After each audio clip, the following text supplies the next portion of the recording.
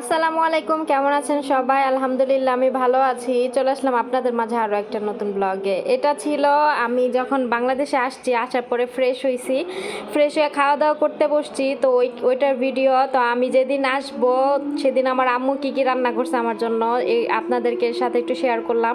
তো যা যা রান্না করছে সবগুলো আমি বলে দিছি, কারণ আমার মা জিজ্ঞাসা করছিল আমাকে যে এসে খাবার খাবো কি দিয়া।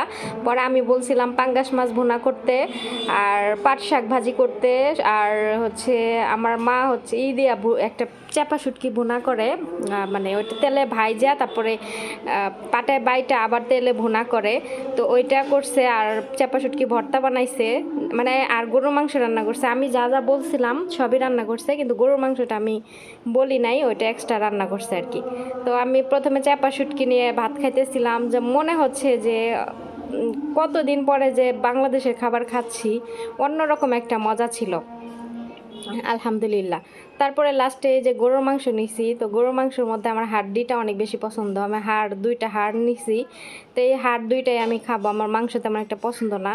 যদিও আমি এখানে 2-3টা হাড় নিছিলাম, পরে লাস্টে একটা খাইতে পারি নাই, দুইটা খাইছিলাম আর একটা আমি খাই নাই। কেননা আমি গরুর মাংস, আমার অ্যালার্জি আছে, গরুর মাংস খেলে বেশি আমার অস্থির লাগে। আমি 1-2 পিস ওই হাড্ডি খাইতে পারি, এর বেশি খেলে আমার অস্থির লাগে। খাওয়া দাওয়া শেষে এখন ভাবলাম যে ব্যাগগুলা এখন আনপ্যাক করে ফেলি, কেননা এখানে অনেক জিনিস আছে, কাচের জিনিস ছিল। পরে আমি ভাবলাম যদি ভাঙ্গা টেঙ্গা যায়, এর জন্য আবার চকলেটগুলো আনালে বের না করলে গলে যাবে। আর বাচ্চারাও, আমার ম্যাডাম বলতেছে, আমার বোনের ছেলে মেয়ে, ওই যে আমার বোন বসে আছে দেখেন ওই কোনায়, ওইটা হচ্ছে আমার বোন, আর ওর যে ছেলে আর মেয়ে, ওর একটা ছেলে একটা মেয়ে, মাশাআল্লাহ আলহামদুলিল্লাহ, দোয়া করবেন সবাই ওর বাচ্চাদের জন্য। তো ওদের পরীক্ষা, এই সময় আমি আসছি। তো ও আসতে চাইছিল না, তারপরও আসছে, যেহেতু আমি অনেকদিন পরে আসছি। আর ওর বাচ্চারা বলতেছে, যখন থেকে শুনছে যে আমি আসব তখন থেকেই বলতেছে খালামণি কবে আসবে, খালামণি কবে আসবে, এই জন্য আসা হয়েছে, না ও আসতো না ওর বাচ্চাদেরকে নিয়ে। আর ওই কোনায় ওইটা হচ্ছে আমার মামাতো ভাই, আমার মামার ছেলে ওইটা। আর এই কোনায় দেখতেছেন বসে আছে, এটা হচ্ছে আমার আম্মু, এটাই আমার মা। তো আমি ভিডিওর প্রথমে আজকে আমি আপনাদেরকে প্রথমবার আমার ভিডিওতে আমার ফ্যামিলির লোকজন আপনারা দেখতেছেন, আমার মাকেও দেখলেন। আমি ইনশাল্লাহ অন্য একটা ভিডিওতে আমি সবার সাথে আপনাদেরকে পরিচয় করে দিব। এখানে অনেকেই আছে ক্যামেরার সামনে আসতে চায় না, আমার মামি উনিও হচ্ছে পর্দা করে, তো ক্যামেরার সামনে আসতে চায় না। তো মামি একটু ক্যামেরার মধ্যে উঠে গেছিলো, ওটুকু আমি কেটে দিছি, কেননা ওই সময় মামি হচ্ছে 3 পিস পরা ছিল, এর জন্য বলতেছে যে অতটুকু ভিডিও কেটে দিও, ওইগুলা দিও না, কেননা মামি যেহেতু পর্দা করে তো সে তা আসতে চায় না। আর আমার ভাবি উনিও পর্দা করে, উনি ক্যামেরার সামনে আসবে না। ওই কোনায় ভাবি দাঁড়ায় ছিল, আমি ক্যামেরা অন করছি দেখা সবাই যারা যারা ক্যামেরার সামনে আসবে না তারা ওই কোনায় বসেছিল। আর যারা যারা ইচ্ছুক না, যারা যারা আসতে চায় না, তাদেরকে আমি কখনোই আমার সে দেখাবো না। এটা যার যার একটা প্রাইভেসি, যে যে চায় সে আসবে। তো আমার মা আমার ভিডিওতে আসছে, সমস্যা নাই, কেননা আমার মা দেখে আমার ভিডিও, আবার অনেকেই আমার ভিডিওতে কমেন্ট করে, আমার ফ্যামিলি সবাইকে দেখতে চায়। তো এখানে আমি ছবি, আমার অনেক আগের ছবি ছিল, ছবিগুলো আমি দেখাইতেছিলাম আমার মাকে। তো মা বলতেছে রেখে দে, আমি যেহেতু ব্যাংকে অ্যাকাউন্ট করব ওই সময় আমার এই ছবিগুলো লাগবে। তো এগুলো সব দেখাইলাম। আর এই তো জুয়েলারি বক্স, এইগুলা যা যা আমি আনছি সব আমি বের করছি, বের করে সবাইকে আমি দেখাইলাম আর কি। আর আজকে এখন কিছু করব না, কেননা এখন অনেক রাত হয়ে যাচ্ছে। তো এগুলো এখন বের করে সবাইকে দেখাইয়া তারপর আবার ব্যাগে রেখে দিব। আগামীকাল ইনশাল্লাহ ধীরে সুস্থে আমি বের করে যারে যা যেটা দেই সবাই ওইটাই দিব। আর এই দেখেন চকলেট, আমি এই চকলেটগুলো এইভাবে সব ঢাইলা নিয়ে আসছি। তো আমি ওই যে ভিডিওর শেষের দিকে আমি কিছু কথা শেয়ার করছি, আপনারা কথাগুলো শুনেন। তো এয়ারপোর্টে আসলে কারো জিনিস নেওয়া ঠিক না, এটা সত্য কথা, এটা ভুল কথা না, এটা আমিও জানি, একটা রুলস থাকে। আর অনেক সময় অনেক দ্বারায় অনেকে বিপদে পড়ে যায়। কিন্তু ধরুন এই যে আমি যে চকলেটগুলো দেখা যাচ্ছে, এইগুলো কিন্তু একদম দেখা যাচ্ছে যে এটা চকলেট, তাই না? তো এখান থেকে আমি চাইছিলাম যে কিছু চকলেট একটা শপিং ব্যাগে একজনের হাতে দিলে আমার কিছু জিনিসের ওজন কমতো আর কি। তো এই জন্য আমি দিতে চাইছি। তো সেটা নিয়ে মনে করেন একজন একটা লম্বা ইতিহাস লেখছে যে এয়ারপোর্টের মধ্যে কারো জিনিস নেওয়া, যাই হোক উনি অনেক কিছু লেখছে, তো আমি ওনার কথার উত্তরগুলো দিছি। এয়ারপোর্টের রুলস সম্বন্ধে এগুলো আমিও জানি। আর রুলস বলতে কারো জিনিস বহন করা উচিত না, অচেনা কারো জিনিস, কেননা অনেকের দ্বারা অনেকের বিপদ হয়। আর আমি একটা মেয়ে মানুষ, আর আমি ওখানে কি করতাম এটা সবাই জানে। তো আমার ওখান থেকে কি হচ্ছে আমি দুর্নীতি করব নাকি? দুর্নীতি করে ওখান থেকে কিছু নিয়ে আসবো যাতে করে আমার সমস্যা হয় এয়ারপোর্টে? ভাই, সবারই নিজের ফ্যামিলির কাছে আসার ইচ্ছা আছে, সবারই জীবনের ভয় আছে। কখনো সুন্দরভাবে জীবনযাপন করাই উত্তম, ঠিক আছে? পাপ কইরা জীবনযাপন করার দরকার নেই। যদি পাপ কিছু করতে চাইতাম তাহলে দেশেই বসে থাকতাম, বিদেশে গিয়ে আর কষ্ট করে কাজ করতাম না। তো যাই হোক, এই তো চকলেটগুলো ঢালছি, এগুলো সব ফ্রিজে রাখতে হবে, বাইরে রাখলে সব কিছু গলে যাবে। এর জন্য আমি চকলেটগুলো সব ঢাইলা দিলাম, আর বাচ্চাদের হাতে আমি দুইটা দুইটা করে দিলাম, ওরা খাইতে থাকুক। আর একসাথে এতগুলা দিলে ওরা খাবে না, এই চকলেটগুলো প্রচুর মিষ্টি, ওরা খাইতে পারবে না বেশি। একসাথে এত চকলেট খাওয়া ঠিকও না, এর জন্য বের করে করে সবাইকে দিছি, আর বাকিগুলো ফ্রিজে আমি রেখে দিছি, নাহলে গলে যাবে বাহিরে। আর এখানে তো অনেক গরম, যদিও আমাদের বাসাটা এত বেশি গরম না, ঠান্ডা ঠান্ডা। আর আবহাওয়া আমার আলহামদুলিল্লাহ বাহিরে ভালোই আছে, একটু পরপর মেঘলা মেঘলা ভাব। তারপরে এই তো লাস্টের যে কার্টনটা, এটাও আমি খুলে নিলাম, এখানে অনেক জিনিস আছে, এগুলোও আমি বের করব, বের করে সব আবার রেখে দিব। তো আজকে 2 দিন হলো আমি বাংলাদেশ আসছি। গতকাল তো আমি রাতেই আসছি, যেহেতু সারাদিন এয়ারপোর্টে ছিলাম। তবু গতকালকে আমি ওমান ত্যাগ করছি, তবে খুব মিস করতেছি সবাইকে। আর ম্যাডামের মেয়েরাও আমাকে মেসেজ দিছে, ওরা ওরা 2 বোন বার্গার ভাজছে, স্যান্ডউইচ বানাইছে, তো ওগুলো আবার ছবি তুলে আমাকে দিছে। পরে আমি আবার মেসেজ দিছি যে মাশাআল্লাহ, ম্যাডামের কোনো চিন্তা নাই, ম্যাডাম এখন আর আমাকে মিস করবে না, কারণ তার 2 মেয়ে অনেক কিছু শিখে গেছে। এগুলা বলছি, পরে ওরা অনেক হ্যাপি হয়েছে। আবার আমার ম্যাডামও আমাকে অনেক ভয়েস দিয়া বলছে যে আমার ফ্যামিলির সবাইকে আমার ম্যাডামের সালাম দেওয়ার জন্য। তো যাই হোক, আমার ম্যাডাম আলহামদুলিল্লাহ অনেক ভালো, অনেক ভালো। তো আমি যেদিন আসছি সেদিন আমি শুনলাম ম্যাডামে বড় গাড়ি কিনবে। আমার কফিলে বলল যে এই ছোট গাড়িতে এখন আর ওনার ফ্যামিলি জায়গা হয় না, ওনারা যদি কোথাও দূরে কোথাও বেড়াতে যায়। হ্যাঁ, আমার বোনের মেয়ে আমাকে সেটাই বলতেছে, খালামণি আমাকে চকলেট দাও। তো এর জন্য ওর সাথে আবার কথা বললাম। তারপরে এই তো জিনিসপত্র সব বের করতেছি, যা যা কিনছি এগুলো তো আপনারা ওখানে দেখছেনই। তবে আমি আবার বলছিলাম যে আমি যখন আনবক্সিং করব আবার সব কিছু সবাইকে দেখাবো, এই জন্য আমি আবার সবাইকে আপনাদের সামনে আমি আনবক্সিং করলাম। আসসালামু আলাইকুম, আপনারা সবাই কেমন আছেন? আসসালামু আলাইকুম, আপনারা সবাই কেমন আছেন? ঠিক আছে, যাও চকলেট খাও তোমরা। তো আমার বোনের ছেলে মেয়ে আসছে, আয়সা আমাকে চকলেট দিল, বলে খালামুনি এগুলো খাও তুমি। পরে আমি বললাম ওখানে আমি খাই, আমি এগুলো খাই না। তারপরে ওরা ওদেরকে দিয়ে মানে আপনাদেরকে সালাম দেওয়ালাম। তো ওরা অনেক অনেক হাদিস জানে। আসসালামু আলাইকুম, কেমন আছেন সবাই? আলহামদুলিল্লাহ আমি ভালো আছি। চলে আসলাম আপনাদের মাঝে আরও একটা নতুন ব্লগে। তো আজকে বাংলাদেশের প্রথম সকাল আমার। সকালবেলায় ঘুম থেকে উঠে বারান্দায় বসে আছি, হালকা বাতাস আসতেছে, ঠান্ডা ঠান্ডা বাতাস। এখনো ভালো মতো রোদ উঠে নাই, 9টা বেজে গেছে সকাল। গতকাল ঘুমাইছিলাম রাত 1টার সময় ঘুমাইছি, বসে সবাই একসাথে বসে কথা বলতে বলতে দেরি হয়ে গেছে।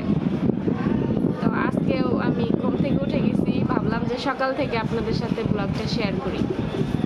আচ্ছা, ব্লগ শুরু করার আগে আমি কিছু কথা আপনাদের সাথে শেয়ার করি। আমি গতকালকে যে আমার জার্নির এয়ারপোর্টের যে জার্নি ব্লগটা সেটা শেয়ার করছি। তো সেখানে আমি বলছিলাম যে এয়ারপোর্টে অনেক মানুষ আছে যে অনেক হেল্পফুল হয়, আবার অনেকেই আছে যে হচ্ছে একটু অন্য টাইপের হয়, ঠিক আছে? তো মানুষ ভালো মন্দ সব জায়গায় আছে, তেমনি এয়ারপোর্টেও আছে। যেমন আমি আমার ব্যাগটা আমি বিমানের কেবিনে দিতে পারতেছিলাম না, একটা ভাইয়া আমাকে তার সিটের থেকে উঠে ওই বিমানের ব্যাগটা উঠায় দিছে, বলতেছে আবার যখন নামাইতে হবে তখন ভাইয়া বলতেছে যে আপু আমি কি নামাই দিব? আমি বলছি হ্যাঁ ভাইয়া নামাই দেন। দেখেন কত সুন্দর একটা ব্যবহার, ঠিক আছে? তারপরে আমি বলছিলাম যে আমার হচ্ছে লাগেজে চকলেট বেশি হয়েছিল, আর ওমান এয়ারে চকলেট মানে হ্যান্ড লাগেজটা মাপে না, সব সময় মাপে না, আর মাপলেও ওরা খাবারের জিনিসপত্র ছেড়ে দেয়, ঠিক আছে? তো এইখানে এই ভিডিওতে একজনে মানে উল্টাপাল্টা এসে কমেন্ট করতেছে। আমি মনে হয় কি যে আমাকে সেই এয়ারপোর্ট সম্বন্ধে বোঝাচ্ছে। আমি 10 বছরে 5 বার ভ্রমণ করছি বাংলাদেশে, আমাকে এগুলা শিখাইতে হবে না, ঠিক আছে? এগুলো আমি এয়ারপোর্টের বিষয়ে জানি যে এয়ারপোর্টে কেউ কাউকে হেল্প করতে হয় না, কেননা সব মানুষ যে ভালো তা কিন্তু না। অনেকে আছে যে অবৈধ জিনিসপত্র নিয়ে মানুষকে হচ্ছে ফাঁসায়, তো সবাই কিন্তু একরকম হয় না, ঠিক আছে? তো আমি যে আমার হ্যান্ডব্যাগে যে চকলেটগুলো নিয়েছিলাম, এই চকলেটগুলা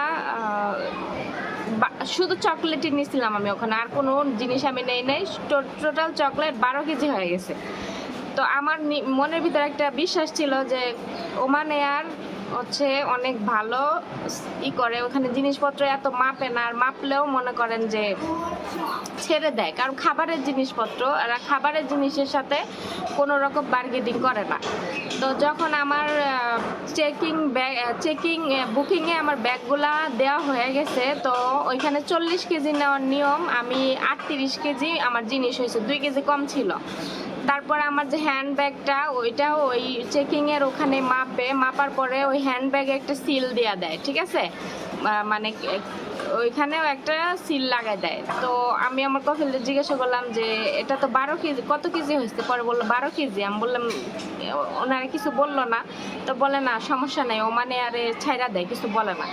তারপরে যখন আমি আমার মানে গেটে গেলাম, আমার গেট নাম্বার ওইখানে গিয়ে বসছি, তো ওইখানে অনেকে বলতেছিল যে এখানে মাপা শেষ না, আবারও সামনে যখন আমরা বিমানের ভিতরে আরেকটা চেকিং হবে পাসপোর্ট, তো ওইখানে টিকিট পাসপোর্ট যেখানে চেক করে, তো ওইখানে আরেকবার মাপবে, ঠিক আছে? তো সেই জন্য আমি ওনাদের মুখে এটা শুনে আমি একটু মানে টেনশনে ছিলাম, যে যেহেতু আমি টাকা দিয়ে জিনিস কিনে নিয়ে গেছি, তো জিনিসগুলো যদি এখানে ফেলে দিয়ে যাইতে হয়, আর ওগুলো সব চকলেট, সবার জন্য চকলেট নিয়েছি, তা খারাপ লাগবে নিজের কাছে।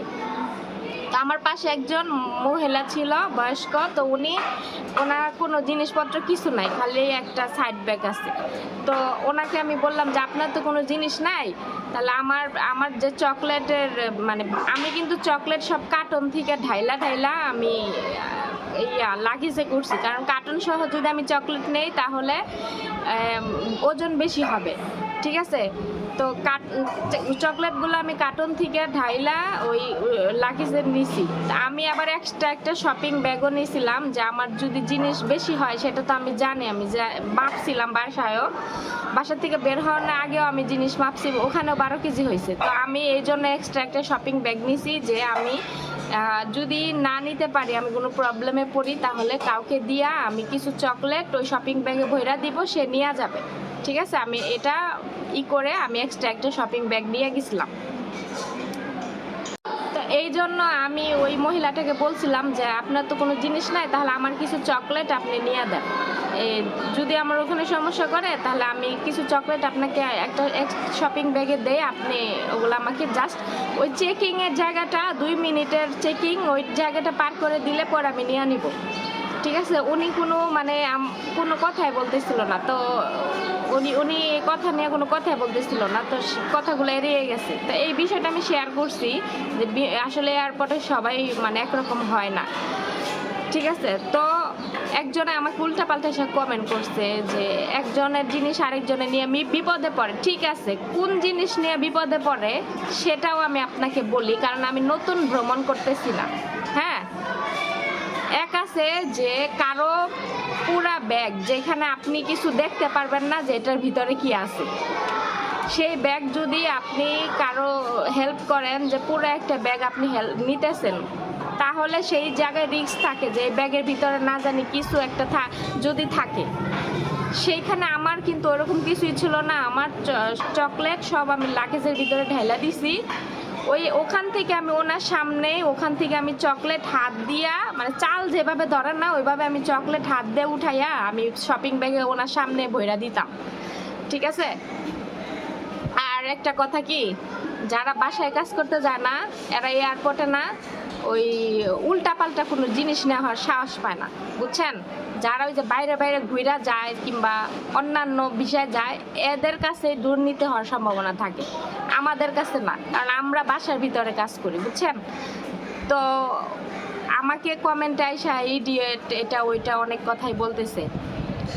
এখানে ইডিয়েটে ওইটা ওটা বলার কোনো প্রয়োজন নাই।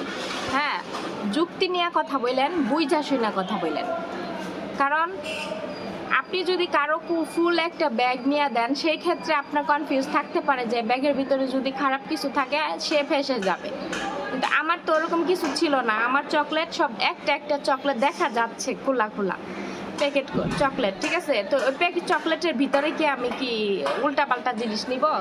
আমি বাংলাদেশে আসছি ঘুরতে, আমার না ওই জেলে যাওয়ার ইয়া নাই, এই জন্য আমি আসি নাই যে আমি উল্টাপাল্টা জিনিস নিয়ে আসবো। তো যাই হোক, এই কথাগুলো বলার প্রয়োজন ছিল, ওনার কমেন্টের উত্তরটা দেওয়ার প্রয়োজন ছিল, দিলাম। উনি এমনভাবে কমেন্ট করছে যে আমি এয়ারপোর্ট সম্বন্ধে কোনো কিছু বুঝি না, আমি নতুন মনে করেন এয়ারপোর্টে আসছি, আমি 10 বছরে 5 বার ভ্রমণ করছি, ওখানকার সব কিছু আমি জানি। আর তাছাড়া গত বছর আমিও একজনকে এভাবে হেল্প করছিলাম, সেও তার চকলেট নিছিল বাচ্চাদের জন্য, তার 2-3 প্যাকেট চকলেট ওই বিমানে নিতে দিচ্ছিল না, বেশি ছিল, পরে আমি তাকে নিয়ে দিছিলাম। তো সেই ক্ষেত্রে নিয়ে দিলে সমস্যা কি? কারণ আমি দেখতেছি চোখ দিয়া অত। হ্যাঁ, এটা ঠিক যে কেউ যদি আমাকে একটা পুরো ব্যাগ দিয়া বলতো যে ব্যাগটা আমার নিয়ে দেন, তাহলে আমি নিতাম না, কারণ ওই ব্যাগে কি আছে আমি জানি না। 2-3 প্যাকেট চকলেট হাতে আমাকে দিয়া যদি আমাকে বলে যে এই 2-3 প্যাকেট চকলেট আমাকে নিয়ে দেন, তাহলে আমি হয়তো বা বুঝতে পারবো যে হ্যাঁ এটা চকলেট, আমি দেখতেছি, সেটা নেওয়া যায়, চোখের দেখা নেওয়া যায়, কিন্তু না দেখে কোনো জিনিস নেওয়া যায় না, ঠিক আছে? যাই হোক, কথা বাড়াইলাম না, বেশি কথা বাড়াইলে বাড়বে। সকালবেলা এইসব কমেন্ট দেখে একদম মেজাজ গরম হয়ে গেছে, এর জন্য ভাবলাম যে ভিডিওতে রিপ্লাই করি। তো ঠিক আছে আপুরা, সবাই সাথেই থাকবেন, আর সারাদিনে কি কি করি সেগুলো আজকে শেয়ার করবে ইনশাল্লাহ। তো সকালবেলা ঘুম থেকে উঠে আপনাদের সাথে অনেকক্ষণ কথা বললাম, বলার পরে আমি চলে গেছি আমার মামিদের রুমে। আমার মামি হচ্ছে গ্রাম থেকে মেহমান আসছিল, তাদের জন্য পোলাও আর গরুর মাংস রান্না করছিল, এই দেখেন। তো আমাকে আইসা বইলা গেছে যে আমাদের ওখানে তুমি সকালে খাইও। আর পোলাওটা একটু নরম হয়ে গেছে, কেননা আমাদের বাসায় গ্যাস ছিল না, তো গ্যাস না থাকার কারণে আমার মামির পোলাও নরম হয়ে গেছে। নইলে আমার মামি সবসময় পোলাও অনেক ঝরঝরে করে সুন্দর করে রান্না করতে পারে। আমি দেখাবো আপনাদের সাথে ইনশাল্লাহ, যতদিন 1 মাস আছি না, 1 মাসে পোলাও রান্না করলে আমি আপনাদের সাথে শেয়ার করবো মামির পোলাও রান্না। তারপরে এই তো আমি নিচে বসে নিছি, পাটি বিছাইছি, আর এই যে গরুর মাংস, আমি হাড্ডি খাবো শুধু, তো খাওয়া দাওয়া করে নেই। তারপরে আবার ব্যাংকে গেছিলাম, ওখান থেকে এই তো মার্কেটে আসছি, এটা হচ্ছে আমাদের সাভারের নিউ মার্কেট। তো এই মার্কেটে আমি প্যান্ট কেনার জন্য আসছিলাম, তো প্যান্ট আমি পাই নাই, সব আমার মাজার সাইজ হয় না, এই জন্য আবার এসে ঘুরে গেলাম। তো ভাবলাম যে আপনাদের সাথে একটু শেয়ার করি নিউ মার্কেটটা। তো এই তো নিউ মার্কেটের পুরাটা জায়গা, ভিড় ছিল না, একদম হালকা। সকালবেলা তো এই সময় মানুষ মার্কেটে আসে না। তারপরে তো আমি সিঁড়ি দিয়ে নামতেছিলাম, আমরা যেটা কেনার জন্য আসছিলাম ওইটা কিনতে পারি নাই, এখন ঘুরে আবার যাচ্ছি। আর আমার সাথে আমার এই যে মামি আছে, তো এই যে আমার মামি হচ্ছে পর্দা করে, মুখ ঢেকে রাখে সবসময় এভাবে, এই জন্য ক্যামেরার সামনে ওনাকে আমি ফেস দেখাইতে পারবো না। তারপরে আমরা চলে গেলাম হচ্ছে বাহিরে যে ফুটপাতের দোকানগুলো আছে, ওখানে মাশাআল্লাহ অনেক সুন্দর শপিং করা যায়। ওখান থেকে আমরা প্লাজো নিছি, মানে লুজ প্লাজো, তো ওগুলা বাসায় পরার জন্য অনেক ভালো। তো আমি ওগুলা দেখে নিয়েছি। আমি অনলাইন থেকে কিছু টি শার্ট অর্ডার করছি, আমি অনলাইন থেকে অনেক কিছু কেনাকাটা করছি আপনাদের সাথে। আমি এর পরের ভিডিওতে অনলাইনে যা যা কিনছি সব শেয়ার করবো না ইনশাল্লাহ। আর আগামীকাল থেকে একটা ডেইলি ব্লগ শেয়ার করার চেষ্টা করব, কেননা সারাদিন কি করি। তো আল্লাহ হাফেজ।